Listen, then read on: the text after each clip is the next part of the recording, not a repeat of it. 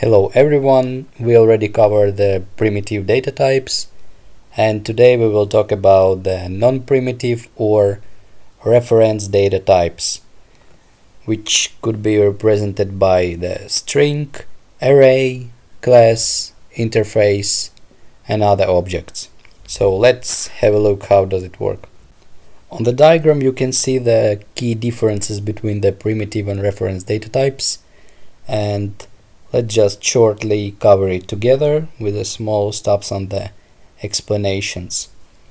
So the primitive data types origin is that they are built into the language itself, or they built into the Java as a keywords, as reserved words. So you can't use just the int anywhere.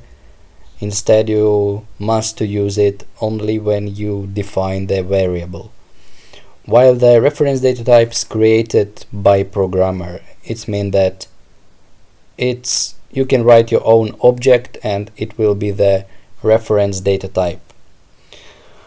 The convenient is to have the objects or reference data types uppercase, start with the uppercase letter, while the primitive data types or reserved words starts with the lowercase.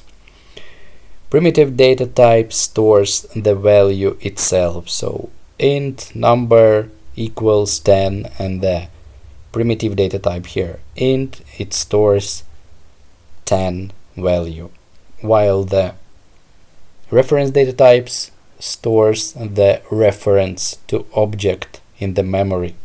We will discuss more about this a bit later. Nullability. Primitive data types cannot be null, while the reference can. So you can just have undefined state of the primitive data type. So integer, number and the semicolon will mean that this value currently not defined and can't be used. When you can at the same time you can define the reference data type and assign it to null value, which is very useful when we use with the databases, but let's later about that. The memory.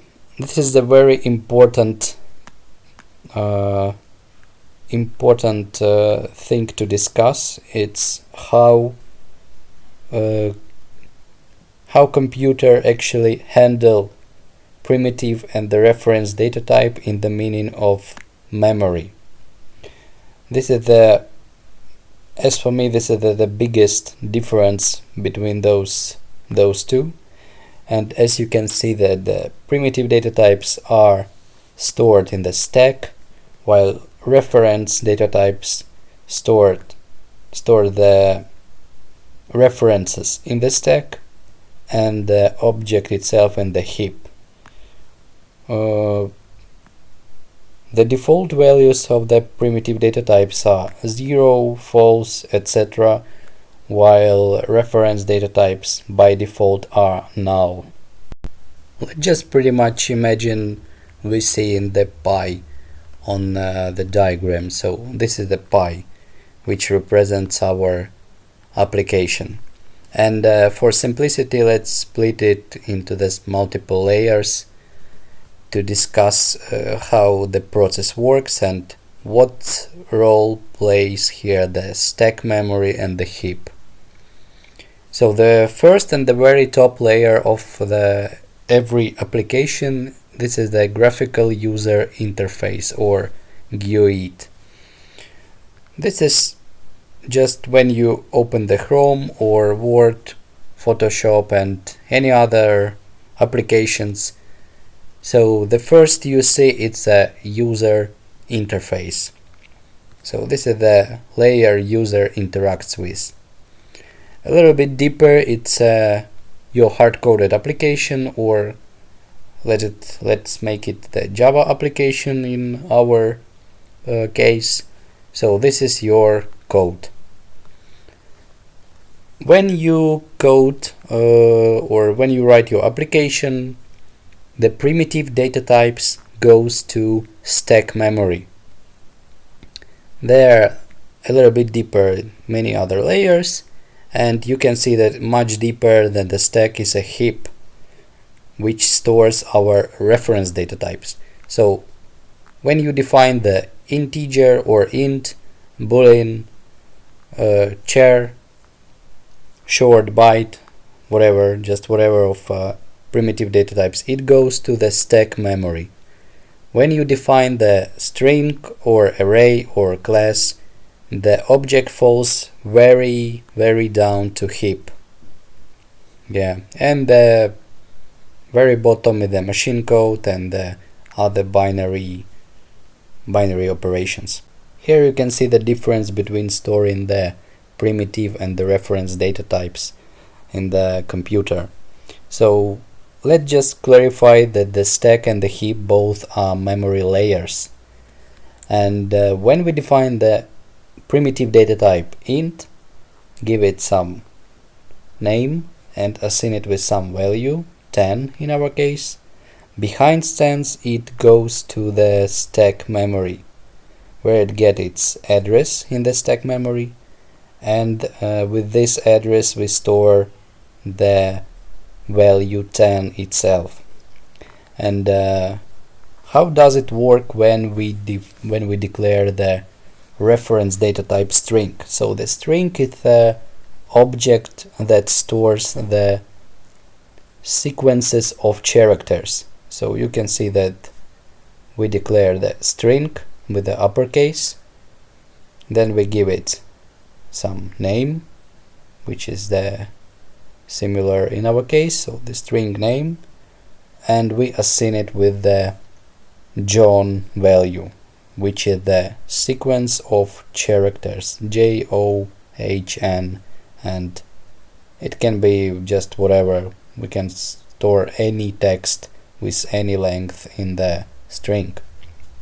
So when we do it, the string also goes to stack, get its address, and store the name as a value in the stack, but the name inside doesn't have any value, but it has the reference to the heap memory.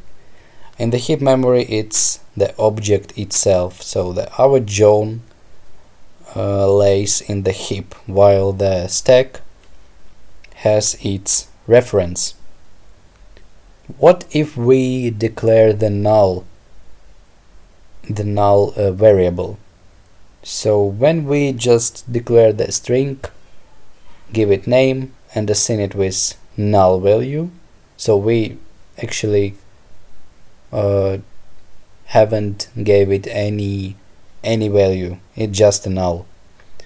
So we just declaring the reference in the stack, so the address in the stack with the value, but we doesn't have any object in the heap. So the null values or just not instantiated variables goes to stack. What the other way we can create the string is the last one. So the string, we give it name and assign it with the new string, and in the parentheses we give it value Alex. And you can see that it works a similar way as we declare in the string name John. So string mid-name new string Alex goes absolutely similar. It has its address with the value of reference in the stack and the reference to Alex, the object in the heap. While the stack and heap both are memory layers, I really recommend you to read more about differences between those two. But what should we know right now? What is important for us? The first thing is that the stack is a more top level than heap, so it means that it's really close to our application and it's easier to our program to grab the values from the stack. So if we need to use our int number 10 somewhere else in the application, we just go to stack and grab it here and retrieve it back.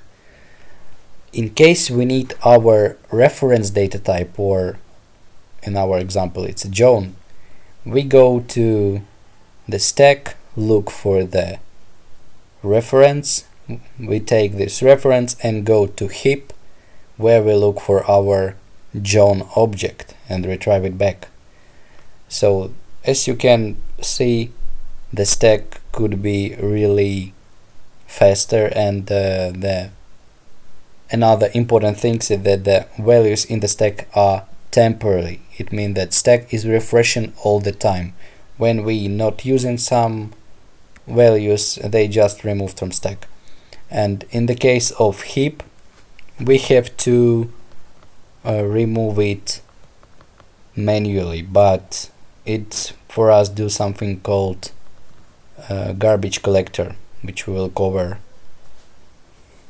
in some future lessons. Let's look closer at the last example of the string declaration with a new word, because we will use it to many types in the programming. So with the string we just declare our variable, and we tell in computer we want the variable of this type. So this will be the string type variable. Then it's name of a variable, so this is the actually reference located in the stack to object saved, to find object saved in the heap. Then it follows with the assign operator, and then we use very important in the programming word new, which calls objects constructor.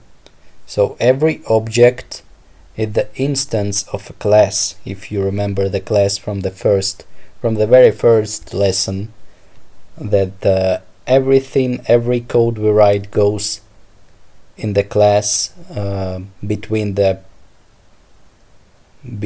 curly braces. So to create the instance of our class, we have to use the keyword new, which call the constructor, which we will look on the practice a little bit later. Then we tell in that we want to create the string. So again, this allocates memory on the heap for string object. So we tell in our computer we are going to declare new variable where we create the object of type string. So by those two words we tell in our computer we are going to reserve some memory in the heap for the object of this type, and in the parentheses we open the double quotes, write there the value we want to store, the close double quotes, the close parentheses, and the semicolon on the end. So this is the way we declare and define or instantiate our object reference type variable. So I think it's enough for this lesson. We will look at the practice in the next one. For now, if you have any questions, just drop me a message. Otherwise, I'll see you in the next video.